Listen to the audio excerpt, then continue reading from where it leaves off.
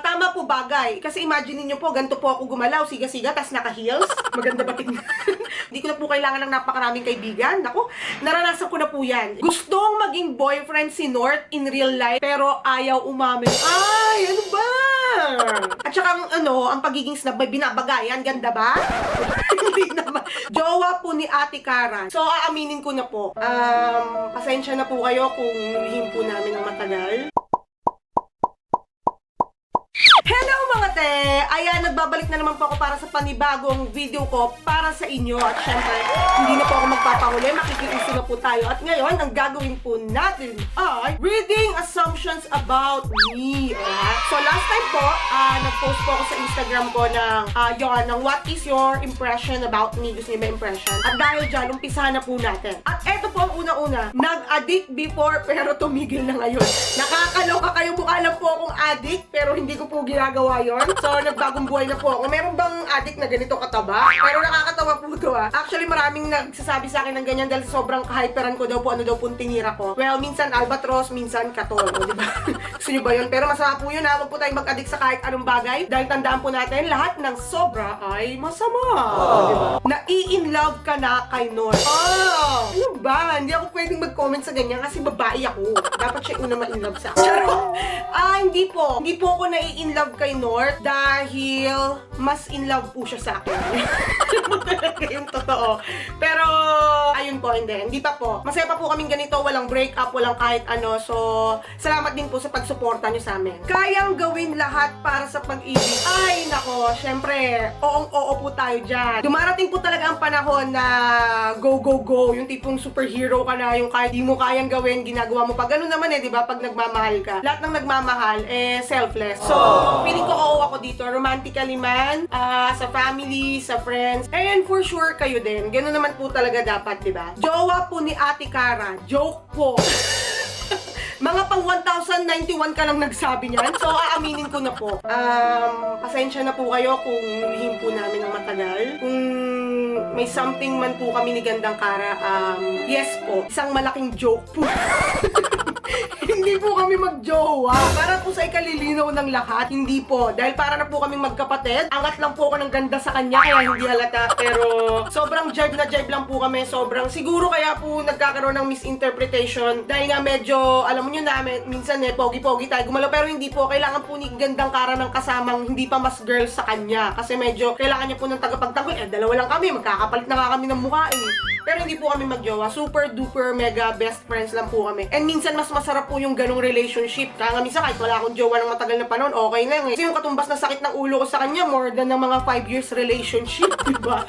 So ayun po, hindi po kami magjowa ni Gandang Kara. Pihikan kaya wala pang jowa till now. Siguro naman po lahat po tayo, we don't settle for less. Lalo kung nanggaling ka sa mga relationships na medyo, alam mo yon, hindi umabot hanggang dulo, matututo ka. So, hindi po yung pagiging pihikan, pagiging wise, pag-iisip ng future. Siyempre, pag nagjojowa ka, iniisip mo na agad na sana siya yung makasama mo sa pagtanda mo. So, medyo sa pihikan, oo at hindi. Alam nga namang gustuhin mo siya. Baka masabing may jowa ka. O, itong posting to, jowain ko na to para masabing may jowa. Kaya kayo mga tatandaan nyo yan. Kailangan, kung susugal na rin lang kayo sa pagmamahal, mag-exert kayo ng effort, ng time, ng emotions, sa deserving na tao, diba? Slow down lang. Darating din. Malay mo, one way lang, diba? So, ayun po, pihikan. Hindi naman po tayo kagandahan. Pero kung may dumating na po na mahal ako, bakit po hindi? Diba? At saka po, pagdating naman po sa jowa, alam niyo, wala naman ako masyadong qualifications Kasi pag nagkakagusto po talaga ako by feelings, hindi yung, oh my God, ang pogi nito, or what, or ang ganda, o kung ano man ang tawag sa kanila. Hindi po talaga. Pag naramdaman kong gusto kita ng walang dahilan, gusto kita, period. Ganyan. Pero gusto ko po, syempre, yung gentleman, yung makakasundo ng mga kaibigan ko, ng mama ko, lalong-lalo na yun. Tsaka, syempre, mapagpapasensyahan ako dahil medyo correct po ang utak ko. Alam niyo naman po, hindi naman po lingid sa kaalaman nyo. Maramdamin po ako, so kailangan ko po na matyagang magpasensya, matyagang magpaliwanag, ganyan. Kasi pag napagtyagaan nyo naman ako, worth it naman ang pagtitiis ako. Mabait-bait naman ako kahit hindi tulong. Taong kayang gawin ang lahat para sa ikabubuti ng family niya, lalo para kay Mama Snorlax. Ay, yes po. Oo po tayo dyan. Oong, super oo tayo dyan. Dahil dati, iniisip ko kung paano ko tutuparin yung mga pangarap niya. At ngayon nangyari po to. Kasi dati nga, pag lumalabas lang ako sa mga video, nila Gandang Kara, nila Lloyd, yung part po na lumalabas ako, pinapaulit-ulit niya yung part na yun. Tapos nakita ko ang saya-saya niya. So dati, iniisip iniisip ko paano ko matutupad yung pangarap niya. Actually, lahat na nga po ng pangarap ko para na po sa kanya. Parang feeling ko gusto ko yung kotang-kota na siya sa saya. Kaya lahat ginagawa po natin, o diba? So, oo po ako dito sa assumption na to. At dapat kayo din po. Dapat mahalin po natin yung mga nanay natin. Diba sabi ko nga sa inyo, ito rin yung sinasabi sa akin ng mama ko. Pag mabait ka sa nanay mo, pagpapalain ka. Pero syempre, dapat pati rin sa tatay mo and all, at saka sa mga tao sa paligid mo. Boyish po kayo, pero bagay naman. And yes, obvious naman po. Medyo may pagkasiga-siga po tayo. Ano? At tama po bagay. Kasi imagine niyo po, ganito po ako gumalaw, siga-siga, tas naka-heels. Maganda ba tingnan? O kaya naka-skirt, di ba? Hindi magbumukha akong gasol dahil medyo ang taba-taba ako po ngayon. Pero ganito lang po talaga ako milos kasi po sporty po ako. College ako, naglalaro na ako. Hindi po talaga ako yung girly-girly, gano'n. Hindi po, I'm one of the boys. Kaya siguro, hindi po ako mahirap makipag-friends, mapababae man o mapalalaki. Kasi medyo kalahati po tayo. Pero sinasabi po ng iba kong friends, mas maarte daw ako. Napaka-low maintenance ko lang po kasi naliligo lang ako, ganyan. Wala po akong arte-arte. Ligo, t-shirt, pants. Komportable po ako doon. Hindi po ako nagsusot ng hindi ako komportable. Pwede nang naka-shorts lang lagi, naka-shorts lang, tapos naka-crop. Hindi po ako nagsasapatos lagi, ganyan. So, ito, cool lang ako ng ganito ako, ganon. Alalay ni Ate Cara. Well, pang 2,000 na po kayong nagsabi niya. Lagi po ako na pagkakamalan kasi lagi po kami magkasama. Lagi ko siyang inaalalayan. Kasi, ganun lang naman talaga kaming dalawa. Bumabawi lang ako dun sa mga bagay na pwede kong gawin para sa kanya kasi yung mga hindi nakikita ng ibang tao kung ano din yung mga nagagawa ni Gandang Cara sa akin, yung stress level niya sa akin, ganyan. So, bumabawi lang ako sa mga ganun, yung pagsama, pag-alalay sa mga gamit. Kasi alam nyo, mga te, mas mai-stress ako pag may nawalang gamit sa kanya. So, sabi nga, di ba, prevention is better than cure, ganyan. Ang first impression po sa amin ng mga tao pag nakikita po, syempre, sa gandang kong to, di ba? Kasi may Diyosa tayong kasama. PA po agad or alalay po agad and I don't care. Kasi, ano na po para na po kaming pamilya niyan Adjust na po tayo. Tsaka sabi ko nga po, sa ganun lang ako nakakabawi sa kanya. Kasi yung mga topak ko, yung mga stress ko, siya ang may kaya. Yung tipong isang ganun, alam niya na. Tsaka alam niya paano ko amuin. Sa dami ng mga nangyari na sa akin, yun na yung mga kailangan kong tao sa paligid Hindi ko na po kailangan ng napakaraming kaibigan. Naku, naranasan ko na po yan. Iba't ibang klaseng kaibigan, lahat ng nakasama, may mga nawala, may mga nagstay. Ang okay po sa akin yung kaya kong unawain, tsaka pagpasensyahan. Kasi may correct lang ako, pero ganun lang ako pag may topak. Either sasabihin lang niya, gutom ka na, or antok, or magkakamens. So pag siya din may topak, sabihin ko, naku te, magkakamens ka lang. Ganyan. So ayun nga po, bawi-bawi lang po tayo, ganun. Mumukhang ganyan, alalay, pero hindi po. Ganun lang po talaga kami, alalay / best friend / partners in crime / Tom and Jerry, ganun. Sa unang tingin, tahimik, maingay pala.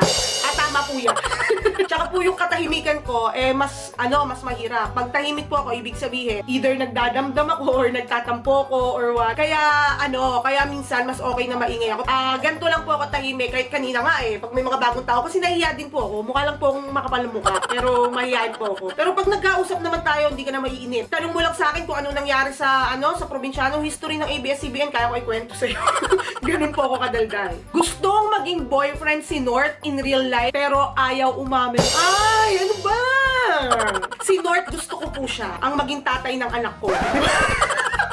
Minsan po pag naboboard ako sa bahay, pinagko-combine ko yung mukha niya sa mukha ko. Sa app sa Google, nagmumukhang giraffe Alam niyo, pag nakita niyo po sa personal si North, tulad nung unang beses ko siya nakita, ang ganda po ng features ng mukha niya. So ang biro ko po lagi dyan, shit, ayun yung tatay ng magiging mga anak ko, ganyan. Pero mga te, hindi po laging ganon, yung anak-anak agad. Kung si North, ayoko maging dapat pa bebe. Yung mga babae dapat pinaghihirapan para mas pinapahalagahan. Diba?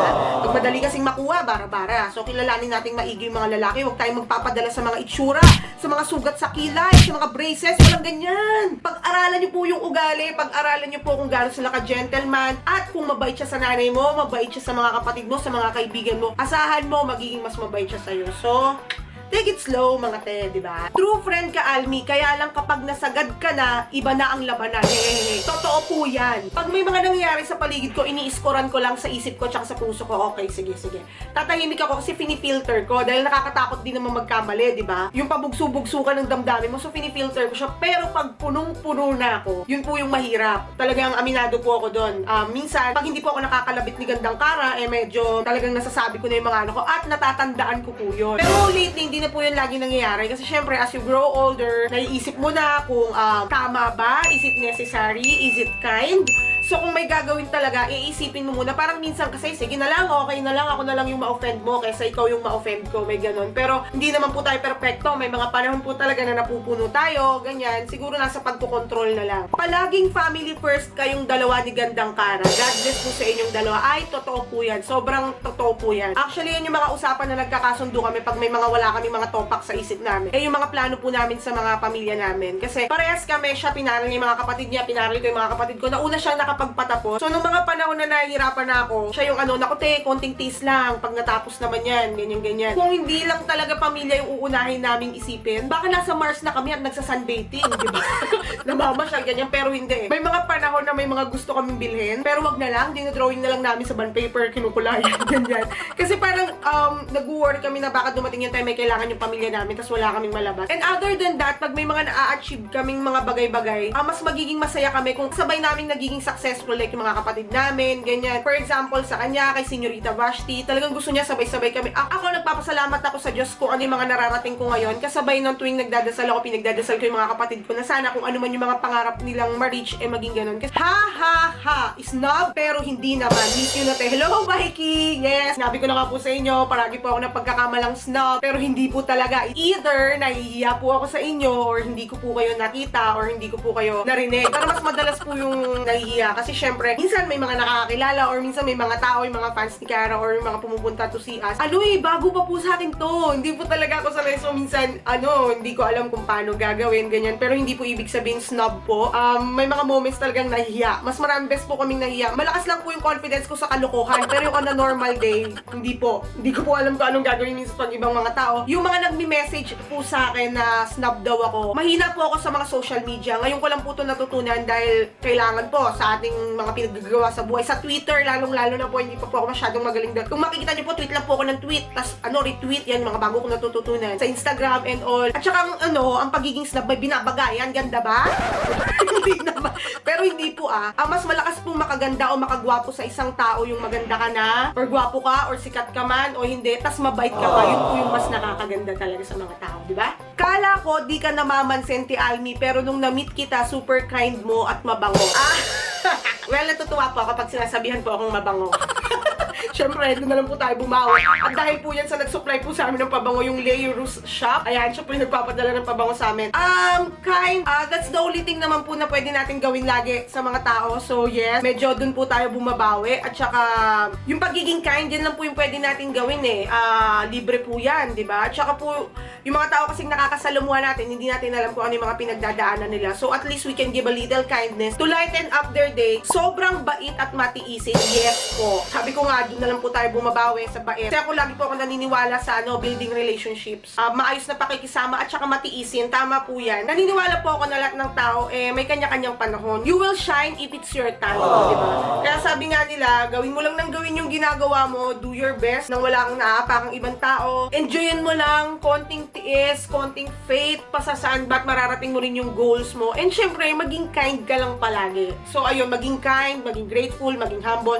So, yes na yes po tayo dito. Ayun. At doon na nga po nagtatapos ang ating reading assumptions about me. Maraming salamat po sa lahat ng nag-send ng assumptions nyo. Nabasa ko po lahat yon. So, namili lang po ako randomly. Maraming salamat po sa mga naka-appreciate, sa mga natarayan. Maraming salamat din po, pero hindi po talaga. And syempre po, ang masasabi ko lang po sa inyo, huwag po tayo basta humusga ng mga tao sa paligid natin. Huwag po natin silang i-define sa isang bagay na hindi maganda na nagagawa nila na nakikita natin. Kung ang isang tao may nagawang masama sa'yo, ang gawin mo, isipin mo yung mga mabubuting nagawa niya para hindi ka malubog ng galit sa kanya, di ba? Tsaka unfair din naman kung yung isang tao, i-judge mo lang siya dahil dun sa isang nagawa niya. Maraming face po ang buhay ng tao. Depende po kasi sa pinagdaanan din yan. So, kailangan nating irespeto yung kwento nila and yung pinanggagalingan nila kung bakit sila ganun. And lagi lang po nating paniwalaan na lahat ng tao ay may mabubuting puso. Diba? Ayos, no?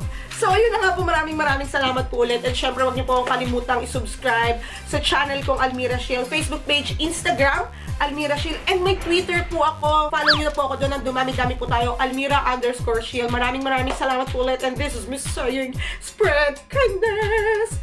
Bye!